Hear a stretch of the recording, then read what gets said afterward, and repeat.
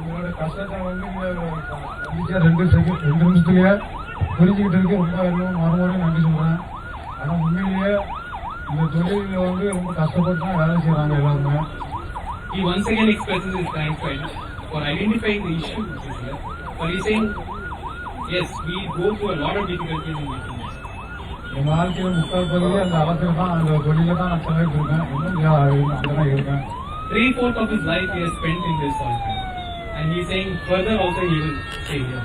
நீங்க வந்து யாக பரம்பரையிலிருந்து வந்திருக்கீங்க. இந்த பரம்பரை பொருத்தமான ஆள்.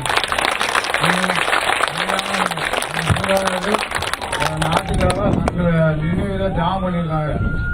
அதை மறந்துடக்கூடாது யாரும் மக்கள்லாம். அது உண்மை.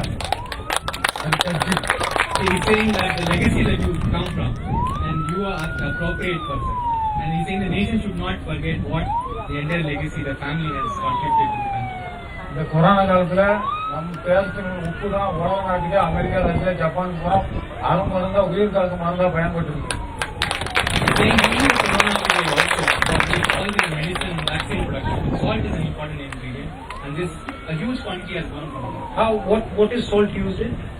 Salt எங்க உப்பு உபயோகப்படுத்துறாங்க, எப்படி நீங்க எப்படி சொல்றீங்க? குளோராக்சின் மாத்திரைக்கு இந்த உப்பு தான் தயார் பண்ணுறாங்க. அந்த மாத்திரை வந்து கொரோனாக்கு மாத்திரை கண்டுபிடிக்காதனால, ஊசி கண்டுபிடிக்காதனால, மருந்து கண்டுபிடிக்காதனால இந்த குளோரோக்வின் மாத்திரை தான் பயன்படுத்தியிருக்காங்க அமெரிக்காவில், யூஎஸ்ஏல. The chloroquine which they used initially, he's saying every medicine has a little bit of salt in it, and so salt is a very important ingredient of any medical therapy. அதுக்கு மூல பொருள் வந்து இந்த உப்பு தான். He's saying the primary ingredient is the salt. இந்த உப்போட தயார் பண்ணுற தொழிலோட வாழ்க்கை தரம் உயரணும். நீங்கள் பிரதமராக வந்து எங்களுக்கு இதை செய்வீங்கன்னு நம்புகிறேன். நான்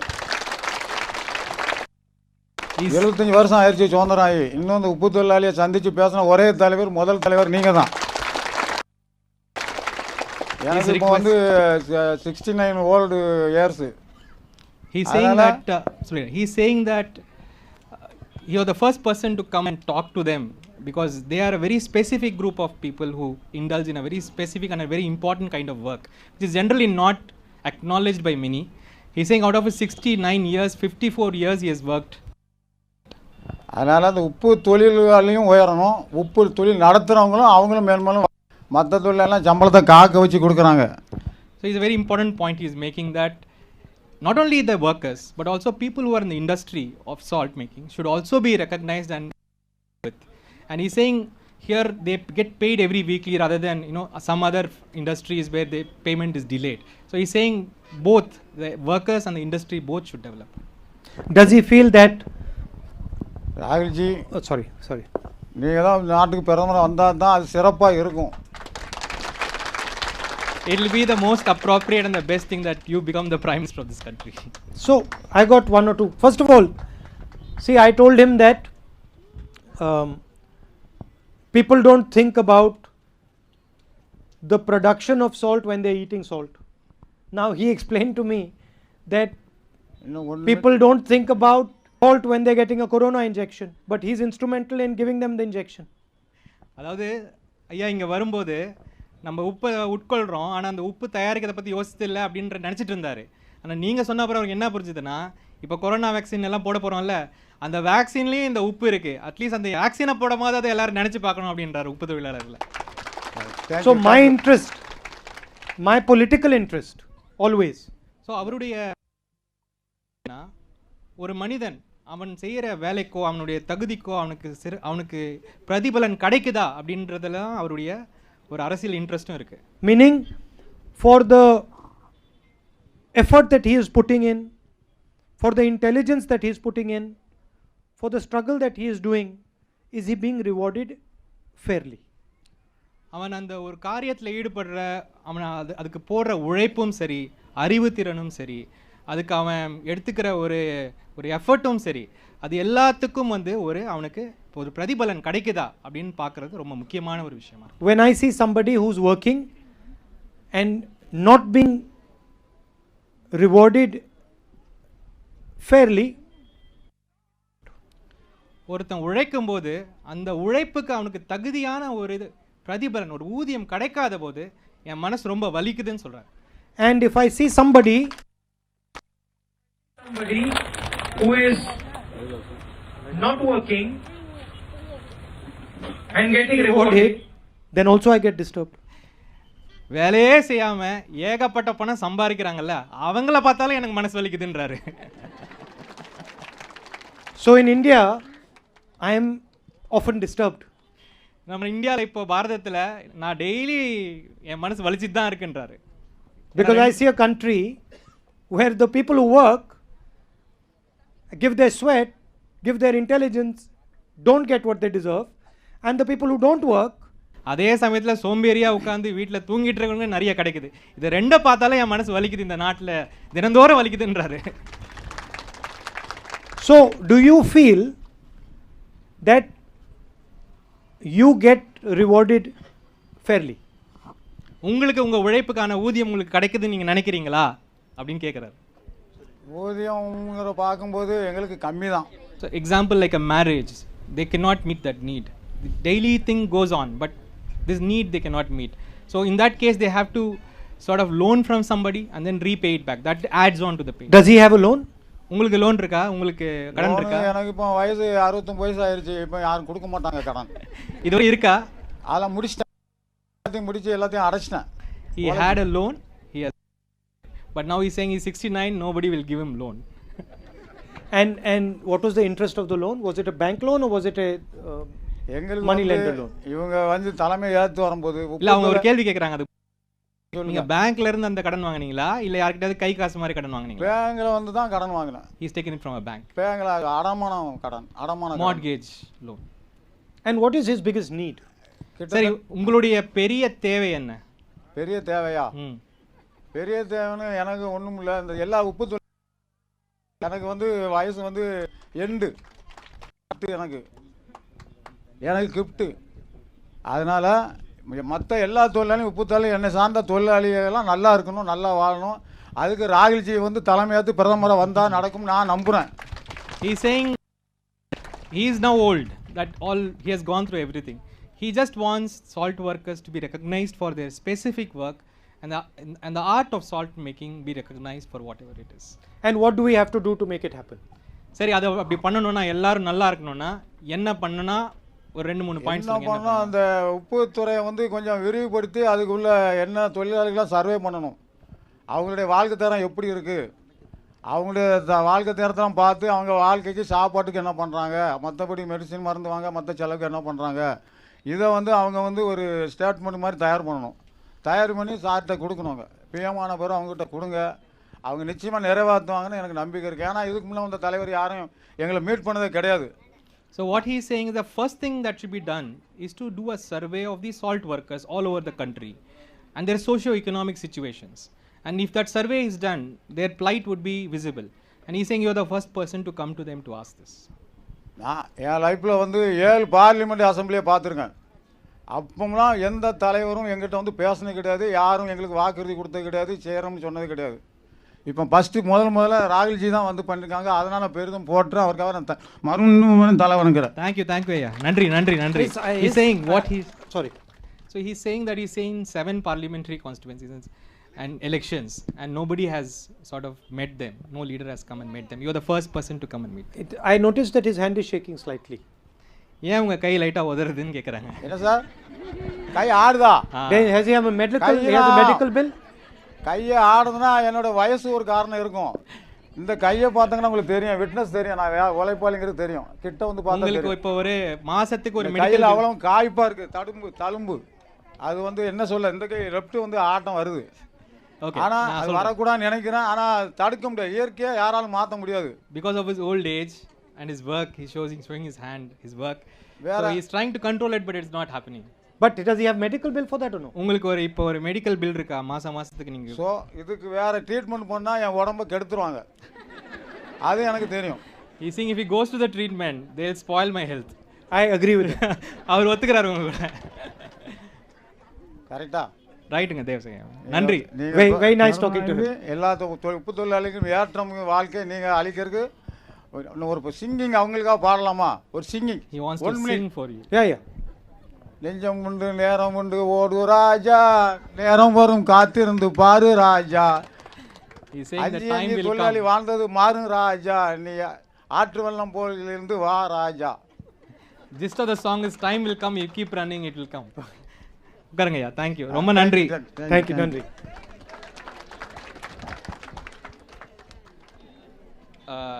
நெக்ஸ்ட்டு மாரியம்மாள் பேசுகிறீங்களா? மாரியம்மாள், ஆமாம், இங்கே கொடுங்க, மைக்கை கொடுங்க. சார், தமிழ்நாட்டில் வந்து நிறைய குடிப்பானம் வந்து நிறைய சேல்சன் ஆகிட்டு இருக்கு. குடிப்பானத்தை நீங்கள் குடிப்பானத்தை வந்து எப்படியாடும் கட் பண்ணுறதுக்கு உங்களால் முடிஞ்ச அளவுக்கு எங்களுக்கு ஹெல்ப் பண்ணுங்க சார். தமிழ்நாட்டில் குடிப்பானம் வந்து ரொம்ப இருக்குது, மது குடிப்பானம் ரொம்ப அதிகமாக இருக்குது சார். அது வந்து உங்களால் ஆட்சிக்கு வரும்போது தான் இதுக்குள்ள கண்ட்ரோல் வரும்னு என்னுடைய மன திருப்தியோட ஒரு வேண்டுதலோடு இருக்குது சார். நீங்கள் எப்படியாட்டும் இந்த மதுபானத்தை கொஞ்சம் குறைக்க சொல்லுங்கள் sir. This is an issue I think all the ladies will concur. She is asking, saying that there is a alcohol issue in Tamil Nadu. It has to be controlled. உப்பளத்தில் வேலை பார்த்துட்டு அவ்வளோ பேரும் அந்த மதுபானம் தான்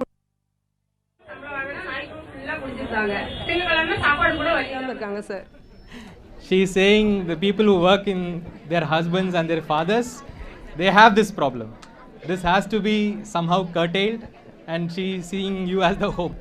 So I can see that when she is making this, I don't understand Tamil, but I can see when she is making this comment, the men are not so excited about it. ஐயாக்கு தமிழ் புரியலனாலும் அம்மா மாரியம்மா அவங்க பேசும்போது ஆண்கள் பக்கம்லேருந்து ஒரு அதிருப்தி வரதை அவர் பார்க்குறாரு. Can she, without going into too much detail, can she tell us how alcohol has affected her in her life?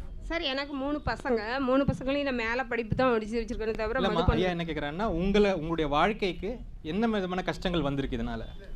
என்னோட ஹஸ்பண்டோட வேலை ஒய்ஃபில் எந்த வருமானமும் இல்லை சார். நான் என்னோட உற்பளத்தில் வருமானத்தை வச்சு தான் என்னோட பையங்களை மேல் படிப்பு படிக்க வச்சுருக்கேன். ஒரு தான் லாயராக படிக்க வச்சுருக்கேன், ஒரு இன்ஜினியராக படிக்க வச்சுருக்கேன். இன்னொரு தான் 10ஆப்பு படிக்கிறான் சார். என்னோட மேல் படிப்புக்கு என்னோட படிப்புக்கு இன்னும் சம்பாதியம் இல்லை sir.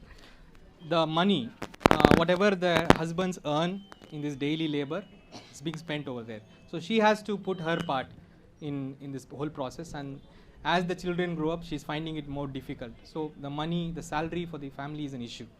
When so the husband's money just goes in alcohol. அதனால என்னோட பசங்களெல்லாம் நல்ல பசங்களாக இருக்காங்க. இப்போவும் நாங்கள் 4 தலைமுறையாக அவங்க காங்கிரஸ் கட்சியில் தான் இருக்கோம் சார். அதனால எங்களுக்கு ஏதாவது ஒரு படித்தவங்க அந்த பையங்களுக்கு வேலைக்கு ஏதாவது ஒரு ஹெல்ப் பண்ணுங்க சார். ஓகே, நான் சொல்கிறேன். But Tella, I'm a bit confused. Tella, கொஞ்சம் கன்ஃபியூஸ் ஆகிட்டாரா நீங்கள் சொன்னதில்? Sir, that she looks tough enough that she can convince her husband of anything. So why is it not happening? உங்களை பார்த்தா எந்தவித புருஷனையும் control பண்ணுற ஆள் மாதிரி இருக்கீங்களே, நீங்கள் ஏன் பண்ணுற மாட்டீங்க? எப்படிப்பட்ட ஆளையும் கண்ட்ரோல் பண்ணிடுவீங்க போல தெரியுது, ஏன் பண்ண மாட்டேங்க? சார், என்னோட திறமையில தான் என் பையங்களை படிக்க செய்யும். பையங்க 3 பேரும் இங்கே வந்திருக்காங்க சார். 3 பேருமே இங்கே வந்திருக்காங்க.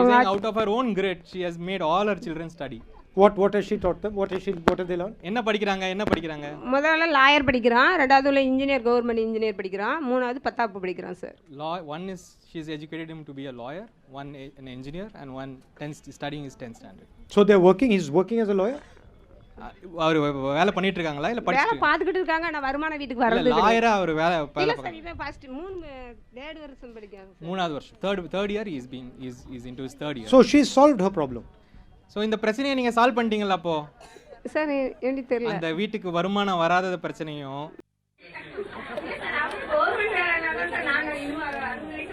முடியும் இல்லடா, நானும் இன்னும் அளத்துக்குள்ள போய் வேலை பார்க்க முடியாதுல்ல sir.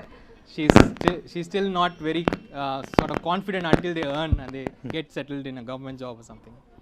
And what does she do in the salt pan? நீங்க அந்த உப்பளத்துல நீங்க என்ன மாதிரி வேலை எல்லாம் பாப்பீங்க? உப்பு சமைப்போம் சார். பிறகு இந்த லைன்ல பாத்தி வாருவோம்ல, அதெல்லாம் வாருவோம் சார். அது கரையில இப்ப சென்ஸ் தான் வருதாங்க, முதல்ல லேடி எல்லாம் வாருவாங்க சார்.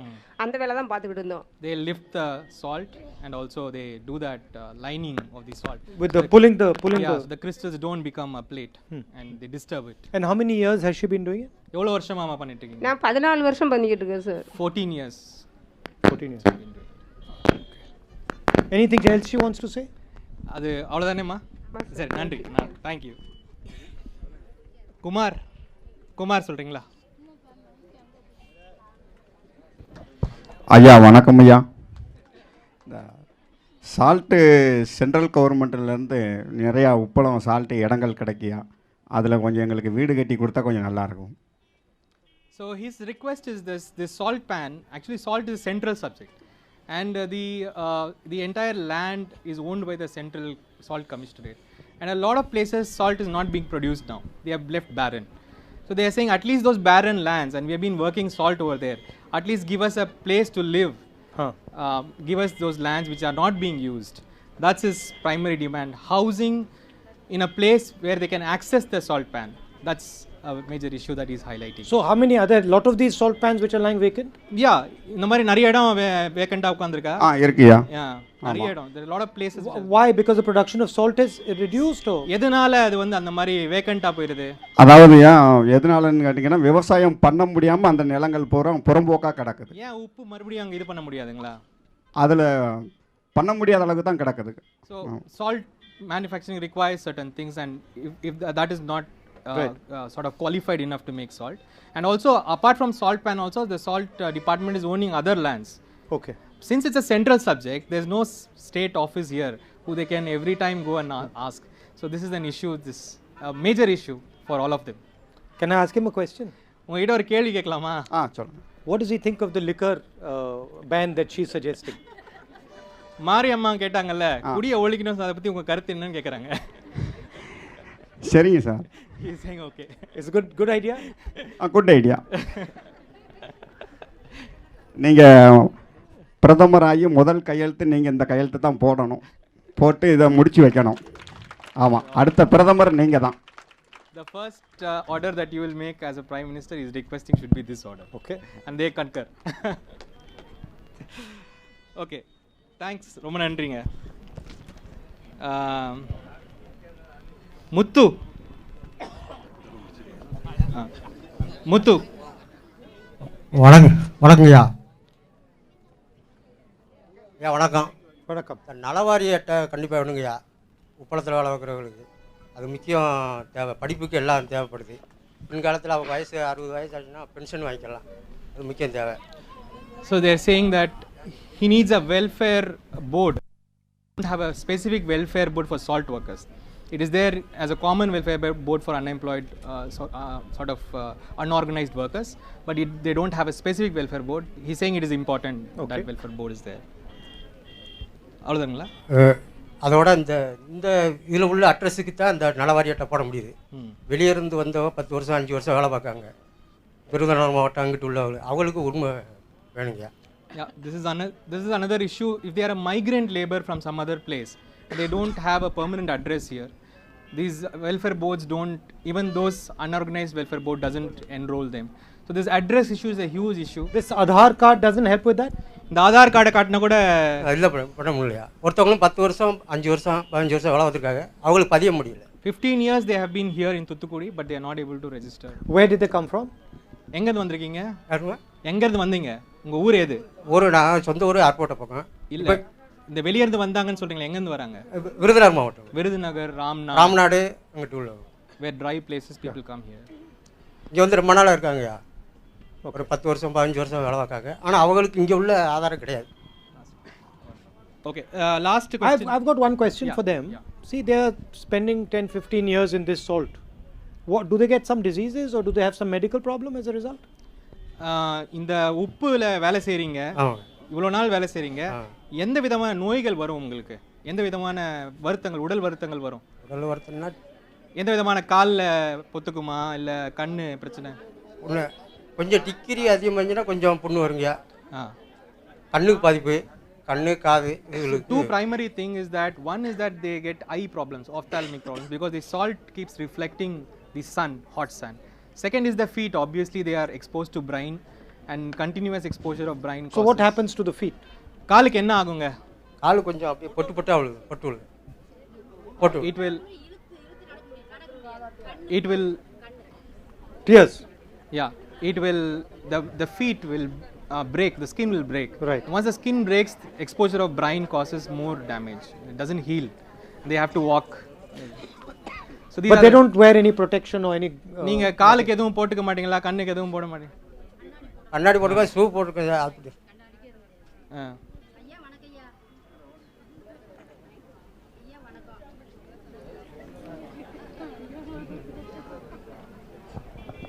ஐயா வணக்கம் ஐயா. உங்கள் ஆட்சி காலத்திலேருந்து இந்திரா காந்தி அம்மா காலத்திலேருந்து அந்த நாளையில் எங்களை படிப்பு எதுவும் கிடையாது, கஷ்டம் ரொம்ப. எந்தமான எங்கள் படிப்பு இல்லை, படிப்பு இல்லாததுக்கு எங்களுக்கு கஷ்டப்பட்டு ஒரு பிஎஃப் ரூபாயை கூட எங்களால் வாங்க முடியல. கேட்டால் படிப்பு அப்படின்ட்டு ரொம்ப இது பண்ணுறாங்க எங்களை. படிப்பு இல்லாதனால எந்த இதுக்கும் எங்களை இது பண்ண மாட்டேங்காங்க. அடுத்தது வந்து உப்பளத்தில் உழைக்கிறதுக்கு வந்து கண்ணு ரொம்ப பாதிப்பு எங்களுக்கு, கண்ணு காலு. Saying that because they have no education, they are not being no proof, they are not having any proof, documentary proof of anything. They are not able to access and they are not able to get that proof by one.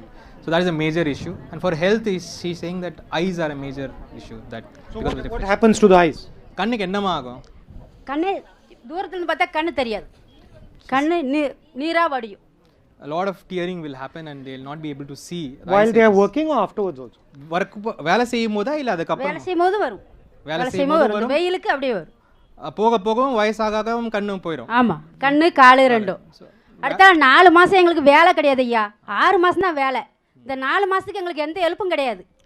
So what she is saying is that when she works also it will tear and then further damage is also there. The very important point they are raising is that they will have only work for 7 months and the next 5 months they have no work, absolutely nothing. So what do they do then? அந்த டைம்ல என்னமா பண்ணுவீங்க? வீட்டில் தான் இருக்கணும், வீட்டில் தான் இருக்கணும். எங்கேயும் சேர்க்க மாட்டாங்க எங்களை வேலைக்கு.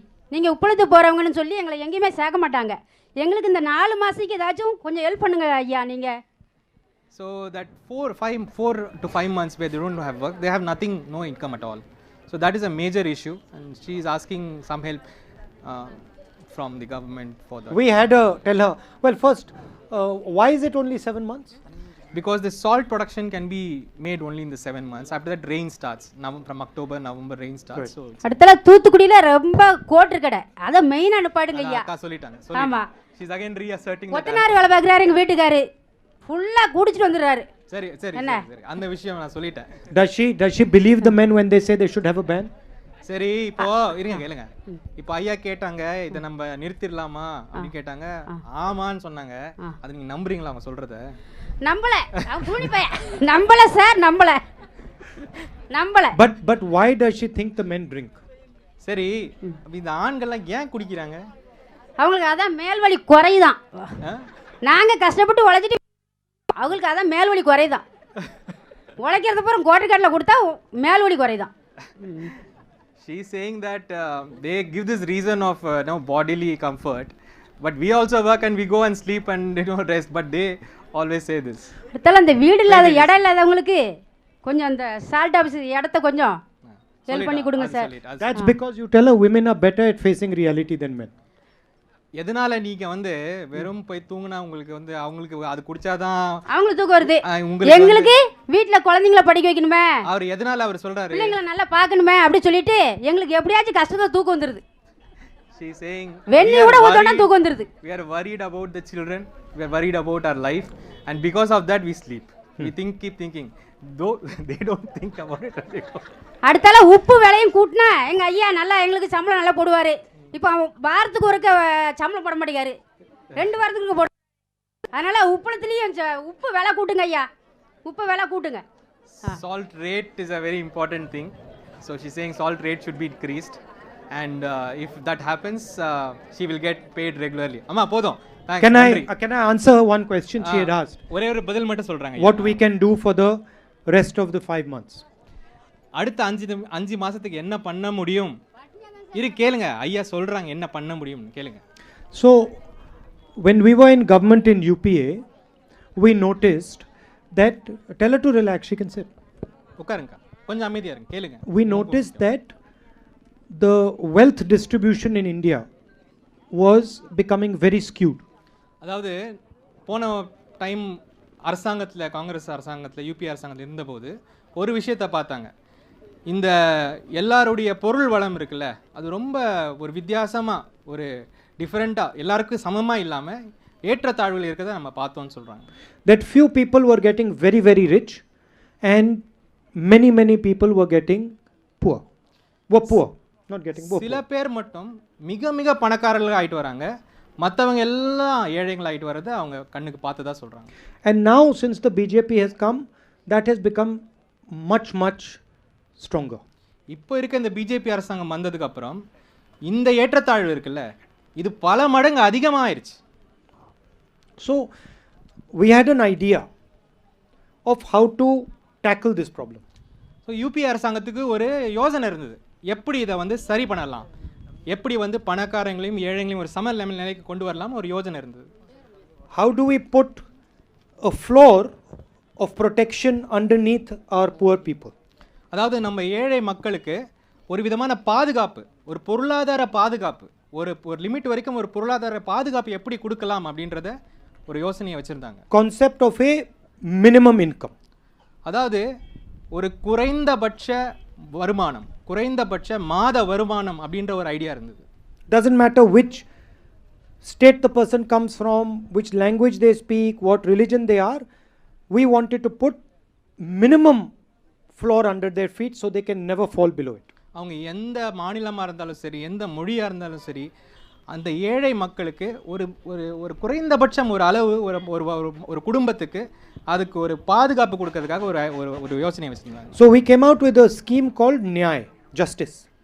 ஒரு ஒரு யோசனை இருந்தது, நியாயம் அப்படின்னு ஒரு யோசனை இருந்தது. அந்த யோசனை வந்து எல்லாருக்கும் ஒரு சமமாகிறதுக்கு, ஏழைகளுக்கு ஒரு பாதுகாப்பு கொடுக்குற ஒரு யோசனையாக இருந்தது அது. And the idea was very simple. The idea was that every single family, every single poor family would automatically get 72,000 rupees a year in the bank account. அந்த யோசனை என்னென்னா, நீங்கள் எந்த மொழி, எந்த மாநிலம், எவ்வளோ இதுவாக இருந்தாலும் சரி, உங்கள் எல்லார் குடும்பங்களுக்கும் மாதத்துக்கு 72,000 ரூபாய் கொடுத்துறது, வருஷத்துக்கு 72,000 ரூபாய் கொடுத்துறதா ஒரு யோசனை இருந்தது. And it would continue every year until they came out of poverty. அப்புறம் இது வந்து எல்லா வருஷமும் நீங்கள் எப்போ இந்த ஏழ்மையிலேருந்து மேலே வரீங்களோ அது வரைக்கும் ஒரு ஒரு குடும்பத்துக்கும் 72,000 ரூபாய் அரசாங்கம் கொடுக்குற மாதிரி ஒரு யோசனை பண்ணி வச்சுருந்தாங்க. And that is, I think that is the idea that when we come to power in Delhi, we are going to implement. இந்த யோஜனை நாங்கள் அரசாங்கத்துக்கு வந்தால் கண்டிப்பாக இதை நிறைவேற்றுவோம். ஒரு ஒரு ஏழை குடும்பத்துக்கும் வருஷத்துக்கு 72,000 ரூபாய் அரசாங்கத்துக்கிட்டேருந்து வர்றது. That way, when she is not working for 5 months, she will have something in the bank. அப்படி நீங்கள் 5 மாதம் உங்களுக்கு வேலை ஏதாவது போது அந்த 72,000 ரூபாய் உங்களுக்கு உதவி செய்யும். ஐயாக்கு நேரம் ஆயிடுச்சு. நிறைய கேள்விகள் இருந்தாலும் கூட நான் அப்புறமா எழுத்து வடிவில் அவருக்கு செஞ்சு அனுப்பி நான் அதை வாங்கிக்கிறேன்.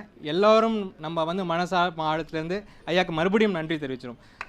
ராகுல்ஜி, we thanks a lot for having come here and addressed us. Well, thank you for coming here. I must say, I learned quite a lot from talking to you. ஒரு நிமிஷம், அதாவது ஐயா Wait. பேசிட்டு இருக்காங்க. Next time they have to show me how to do this. Next time வரும்போது இதை எப்படி பண்ணுறதுன்னு சொல்லி தரணும். Nandri. நன்றி.